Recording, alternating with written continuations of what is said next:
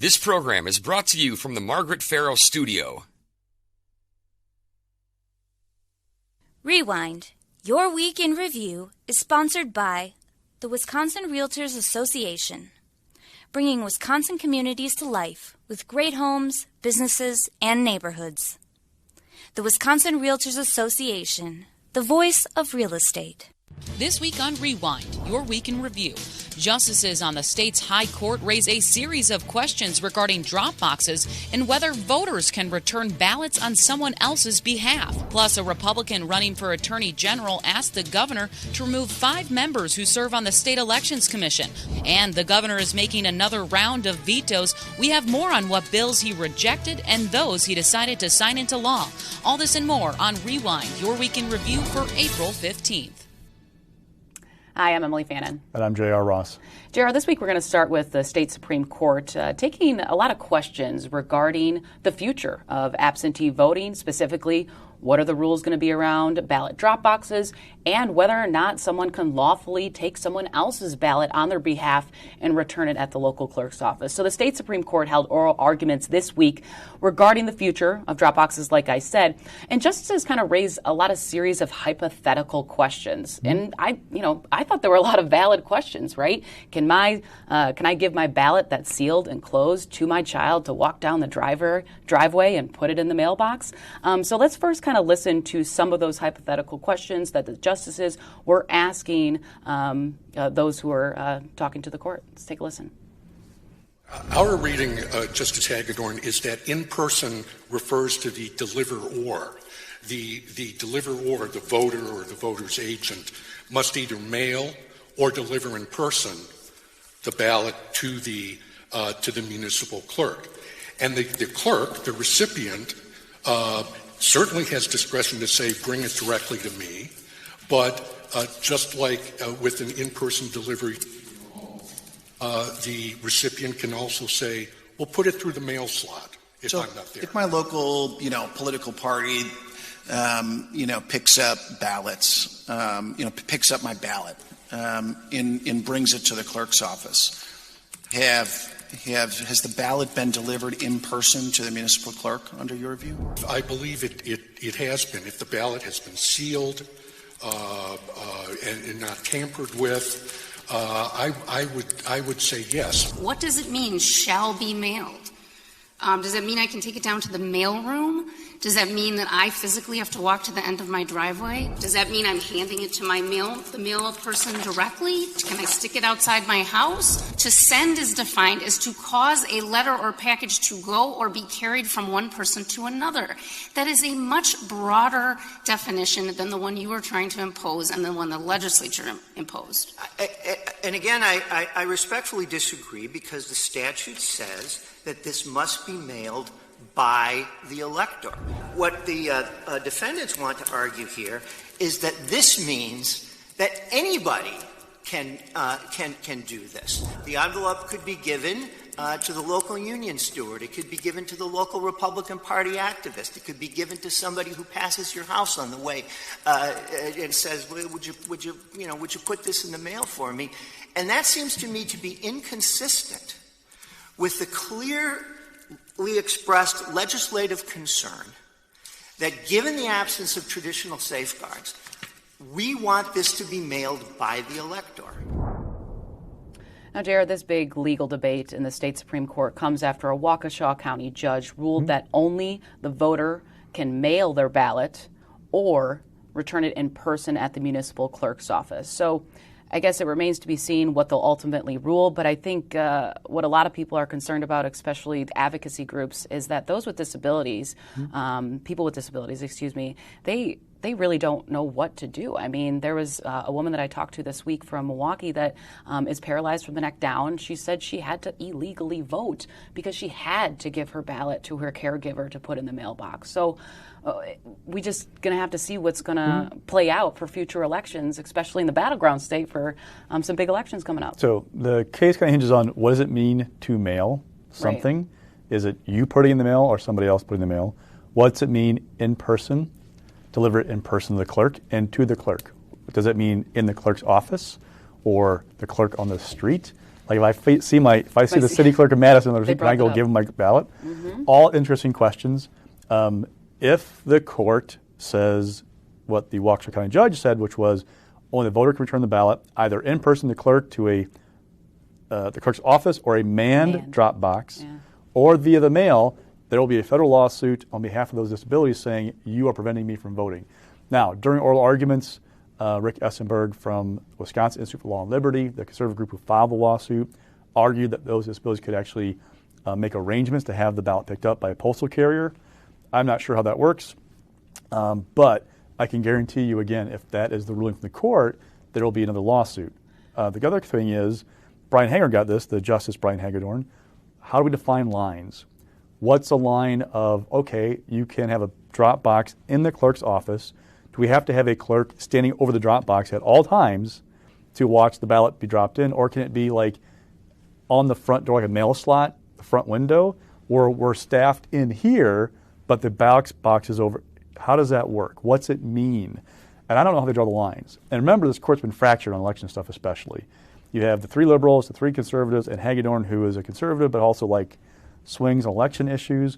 Where does he fall? Because that's the key of drawing those lines. And I don't know the last word on this issue before November. And all eyes were on Hagedorn, but I don't know. I mean, I couldn't really get a sense of where he might be leaning because of where he's swayed in both on election issues. And also, I want to go back to the people with disabilities, too. You know, we heard in oral arguments from Rick Essenberg say, well, yeah, you can sign up for a service that they'll come and grab your ballot. I mean, yes, that is a service, but Disability Rights of Wisconsin said that doesn't mean a mail carrier can come into your home. I mean, some of these people have difficulty getting out of bed, so they can't even answer the door. So it's kind of a messy situation right now, and hopefully it will be clear sooner rather than later so people know what to do with these absentee ballots as we approach the fall elections. Also this week, Attorney General candidate Eric Tooney, who is also the Fond du Lac District Attorney, filed a complaint to Governor Tony Evers asking him to remove 5 out of 6 state election commissioners because of how they handled the issue that we've talked about multiple times for not sending special voting deputies into nursing homes during the pandemic. Now, Tooney, like I said, he's a Republican. He's running for office. He maintained that Evers has the power to remove commissioners, but nonpartisan attorneys, I'm sure we talked to the same ones, JR, they say he can only remove the ones he nominated to the board, and that's only 2.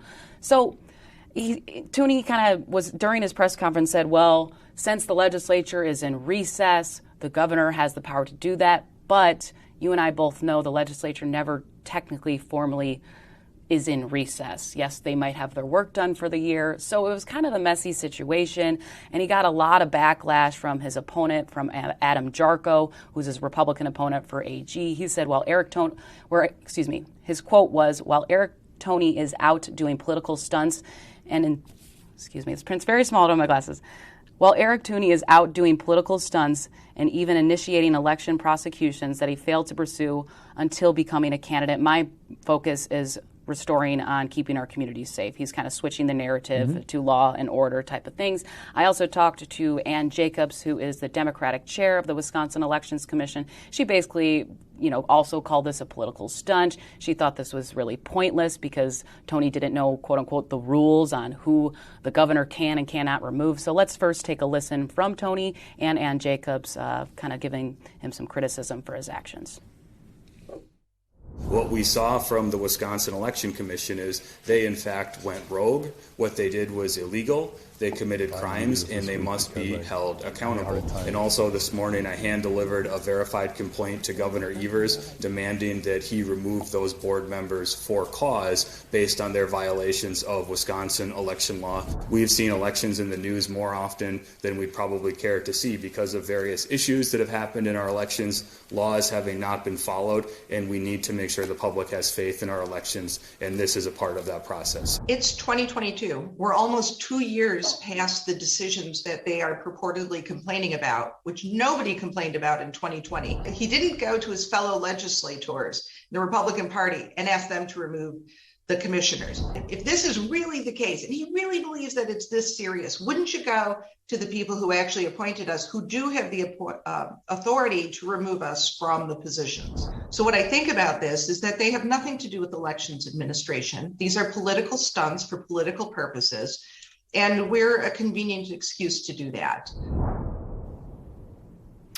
So, JR, don't really think this will go anywhere. I don't think the governor will really pick up this complaint at all. So we'll kind of see where it goes. But I think, some, as Ann Jacobs pointed out, some Democrats are saying that, well, he was just kind of trying to get in the headlines because he might have a lagging campaign. But, it's still early on. He's got some work to do. Good to point out, Robin Voss has said several times he will not remove Dean Knutson from the commission, even though he believes Knutson broke the law. I called the offices of both minority leaders in the Assembly and the Senate. They both said they have no intention of moving their members of the commission, so they're not going to do it if the governor can't do it. The second piece is he also filed a complaint with the Elections Commission asking him to refer this case basically to the DAs where the commissioners live, and if they won't take it up within 60 days and to basically put it up for grabs to other district attorneys, don't think that'll go very far either. Don't forget, we have three DAs who said they're not going to pursue charges at this point. We have another two we're waiting to find out for sure what's going on, or 2 and 3. But anyway, we're still waiting, but nobody's bit yet on this whole call. So 3 DAs have said no charges. So Racine County said no because don't have jurisdiction. Milwaukee County said no on 2 because there's no crime. Third DA said no because no crime. It was Green Lake. Yep. So we have 2 more waiting for Sheboygan County, I think, and St. Croix County, or Hudson County, sorry. So St. Croix County. Wait on those 2, but nothing's happened so far. So I don't think the commission is going to go for this. Plus, you have to get the commission to vote 4-2 at least to recommend it going forward. There are 5 commissioners who they're targeting. I don't think that's math that adds up for having it go anywhere. Now, what he's claiming to, or I should say maybe the issue that he's pointing out of not sending special voting deputies into nursing homes, the Legislative Audit Bureau did find that WEC did break the law there, but just nothing has been done about it since. So kind of a valid complaint, but not really jumping through the right hoops maybe to take action and holding commissioners responsible. Tooney also made some news this week for his office. Low bail, I guess you could say, has been in a lot of the news lately. We're hearing this law and order theme from Republicans as they hit the campaign trail. So Tony's office is facing a lot of criticism after he's being accused of botching a case where a 9-time felon killed a firefighter while he was out on $500 bail. The Milwaukee Journal-Sentinel broke this story on Monday, I believe, and it was a Wausau man who actually slipped through the cracks because another judge allowed him to legally change his name. So Tooney is kind of saying, well, we didn't catch the error because there was 2 different names in there and our system didn't catch it. However, Tooney has called out Milwaukee County District Attorney John Chisholm for him to resign for the low cash bail controversy. So Tooney this week was asked about it. He didn't really take responsibility, but he did say, we need laws to make sure this never happens again. Headline was bad. Story was bad. The key for the campaigns are getting the headlines so they get into an ad. No offense to our profession, but no matter what we write, the more effective tool for getting a message out is going to be an ad campaign because people see it on the air repeatedly, burns it in, versus a one-day story. So I think Jarko's campaign is very happy to have the story out. I wouldn't be surprised if they use it at some point. We'll lead up to the August 9th primary. That's a challenge for Tony. Oh, by the way, Jarko announced again, raising another $100,000 in the latest month. So he's at a fundraising clip monthly that exceeds what Tony was raising in 2021. So it's a challenge for him between the bad headline, maybe kind of not landing a punch on the Elections Commission that he threw, and Adam Jarko raising a good clip of money.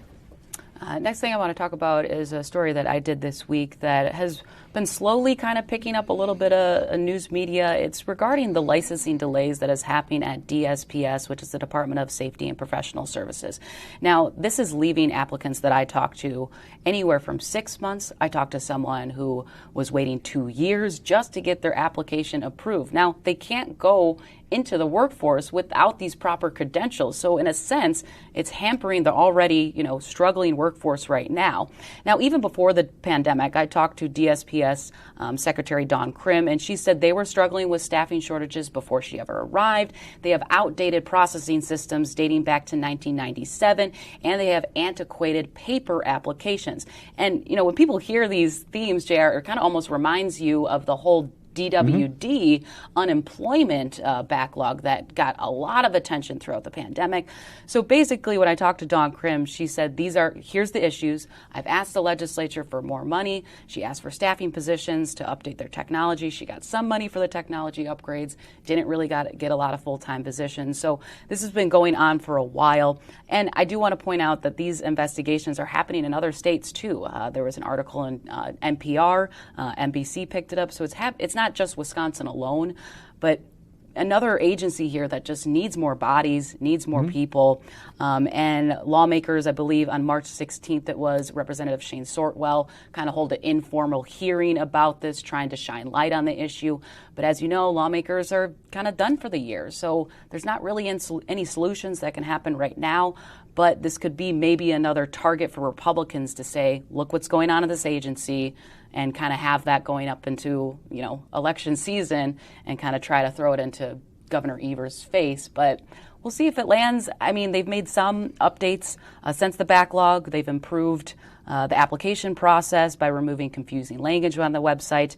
Next month, they're launching this kind of self-guided online application to replace paper forms. So hopefully things will start to improve, but we'll just have to see. If you could find 9 voters out of 10 that know what DSPS is, I'd be surprised. However, politically, it's a competency issue. You could maybe, if you're an opponent of Tony Evers, lump this in with DWD, handling of the violent protests, and say this guy his administration isn't running government very well. We'll see how they message it. But yeah, I mean, it'd be interesting to watch the transition to the more online system. Also, there's been this constant back and forth between Republican lawmakers and Evers about funding and bodies. The economy is very good right now. It's hard to find state employees because it's a safe job, but also doesn't pay you as well sometimes as being in the private sector. There's a staffing issue for everybody. Right. State government's feeling that. And Republicans are going, you have all this ARPA money, all this COVID money. You can solve all these problems if you want to. I don't know they can spend it on everything that Republicans think you can spend it on. But there's a constant tension over funding and bodies because Republicans say you have what you need to be able to fix this. All right, and I actually forgot to toss to the video. I talked to Michelle Thomas, who works in Viroqua as a family and marriage therapist. Let's just hear a little bit about her experience before we move on to the next topic.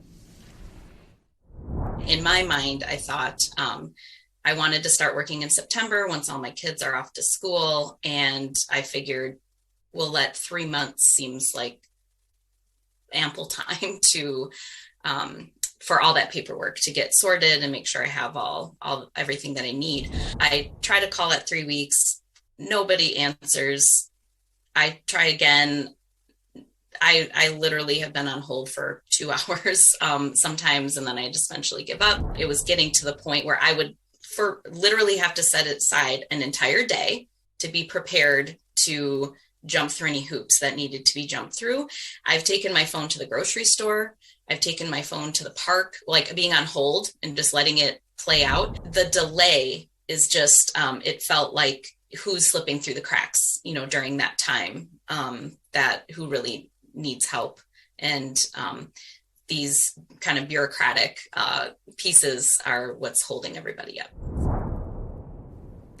Jared, after we ended the show last week, the governor issued multiple vetoes. Kind of the big themes were that he vetoed, no surprise, the Republicans' package of election bills that would really have made sweeping changes to how elections are administered in Wisconsin. I just want to highlight a few that he did veto. Some would prohibit anyone other than prohibit anyone but the voter to return an absentee ballot. Of course, we highlighted at the beginning of the show that is a case being heard in the state Supreme Court.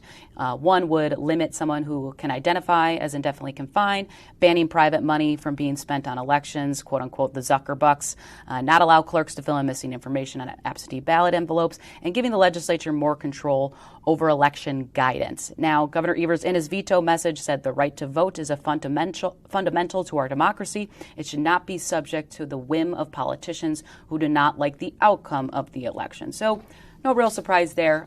Some of the other big theme, I thought, from his vetoes at JR was he rejected a lot of education bills, going from K through 12 education, dealing with charter schools and higher education. Just want to highlight a few of those.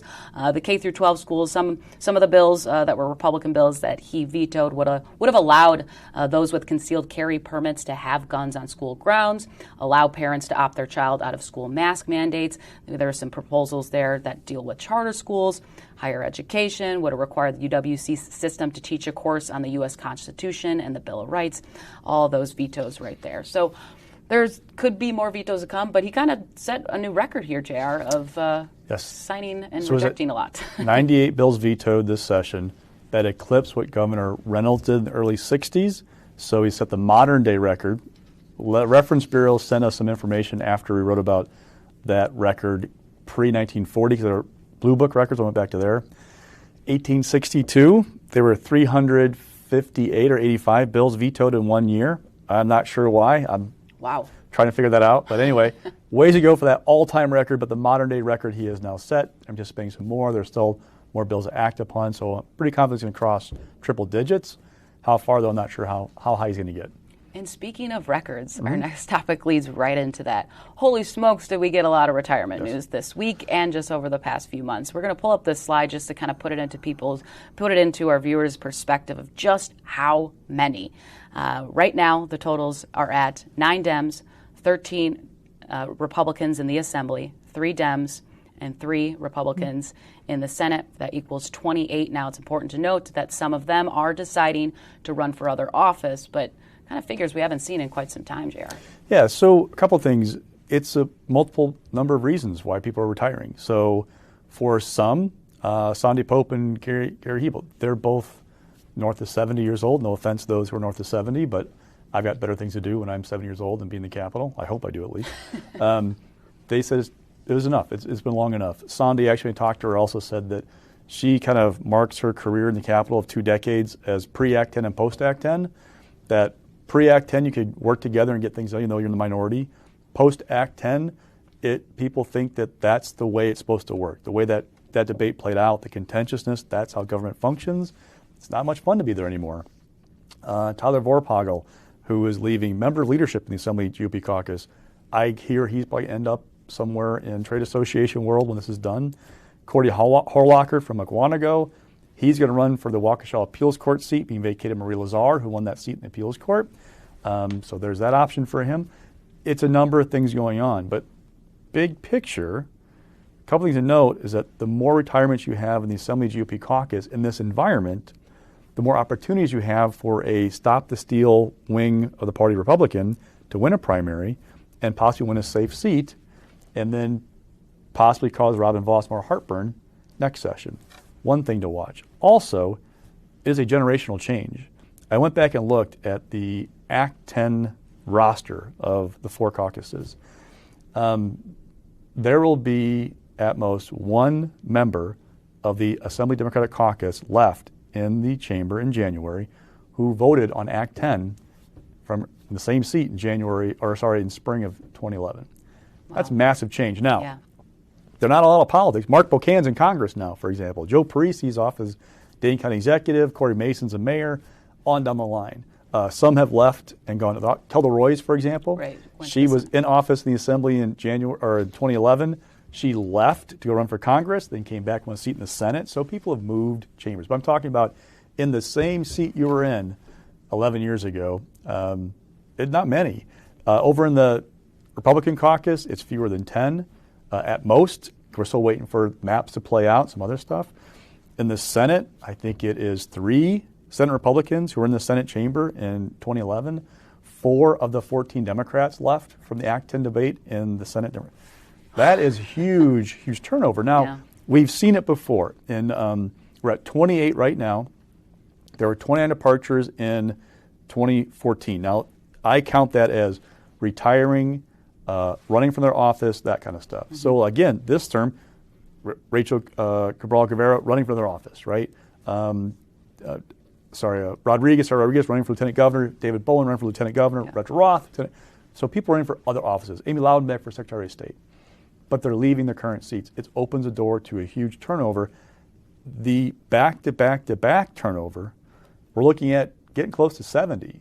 That's about as high as I found it going back to 1940. Now, in a single term, from what Reference Bureau could pull up for me, 1942, there were 32 departures. Now, the assembly was 100 people back then, so that's one. There's an extra one there.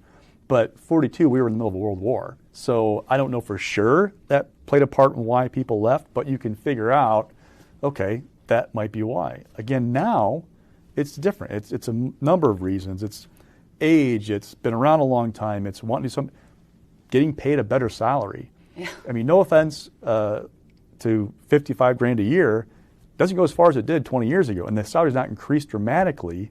It's 53 or 54 right now. Yeah. Hasn't increased dramatically in the last 20 years. So it's harder to make a living as a lawmaker, especially in a great economy. You go out and find a job paying you more than this pays you for less headaches. And a lot of them do have other jobs, too. I talked to Representative Sanfilippo this week, I think you did as well, that, you know, he wants to, it's time, he thought. He also proposed a bill right before he left dealing with term limits. He thought it was time. And he's also like, I just want to work on my own personal business. I'm ready to transition. He did also cite to both of us that he believes his Republican colleagues are also not doing enough to hold election officials accountable. You know, they pass all these bills. Of course, there's a Democratic governor that's going to veto them, but he really wanted to see more done with that. I also talked to Senator Kathy Bernier, who also kind of cited she's done with, quote unquote, the crazies. I mean, she's done, diffusing conspiracy theories. I'm sure when she goes back to her district, she's still going to get that walking down the street. But that has also kind of been another theme that we've seen with some lawmakers citing specific, either not doing enough or I'm tired of trying to convince my colleagues that they think the election can still be decertified. Let's move on to stock picks, JR, because we only got a few minutes left. This week you got U.S. Senator Ron Johnson with some big bucks. So he's campaigning. Now, don't have reports yet. They're due by midnight today. Ron Johnson says he raised $7.1 million in 3 months.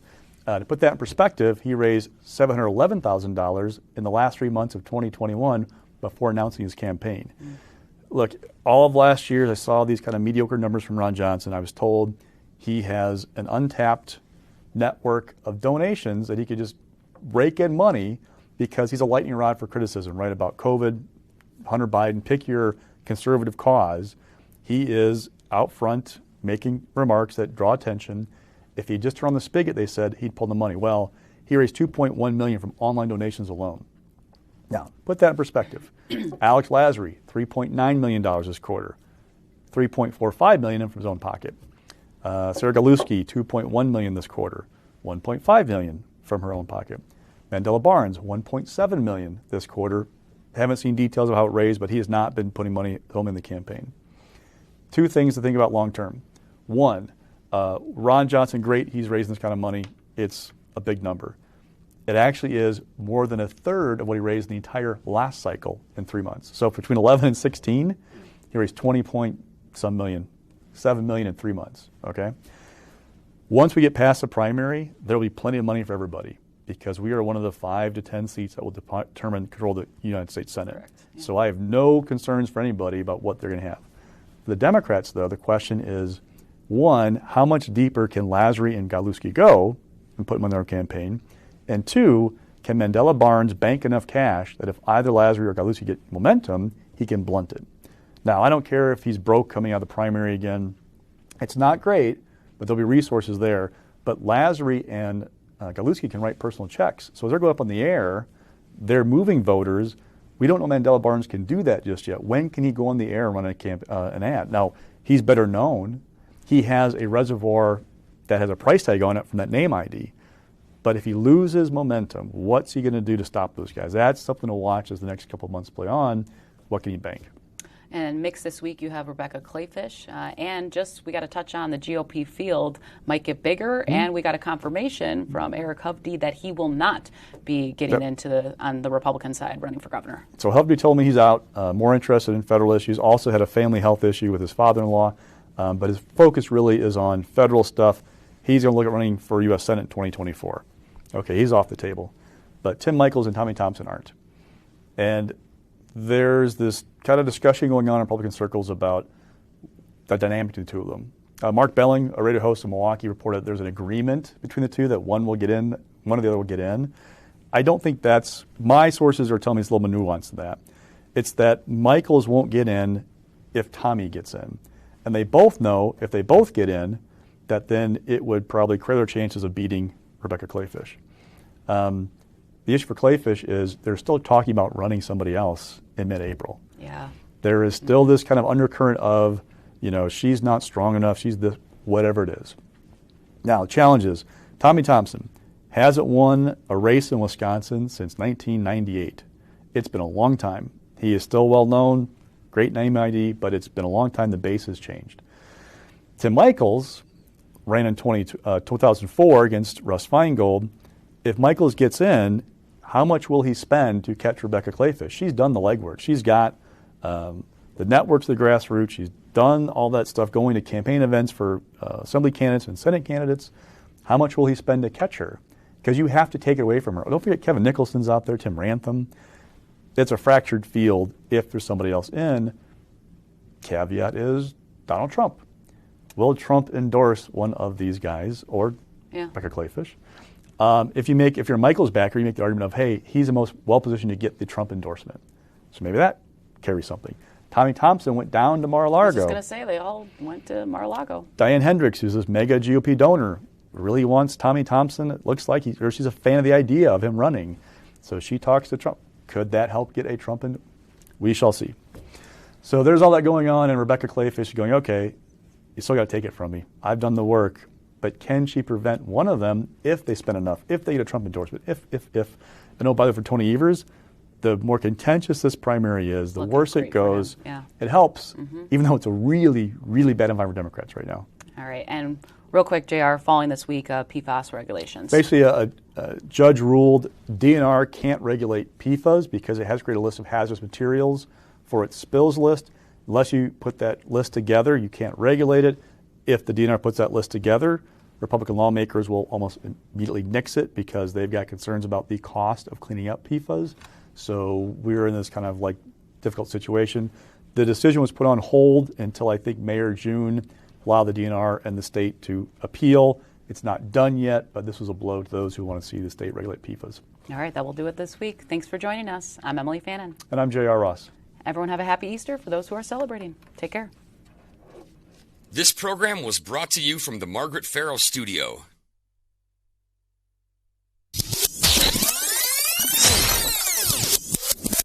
Rewind. Your Week in Review is sponsored by the Wisconsin Realtors Association, bringing Wisconsin communities to life with great homes, businesses, and neighborhoods.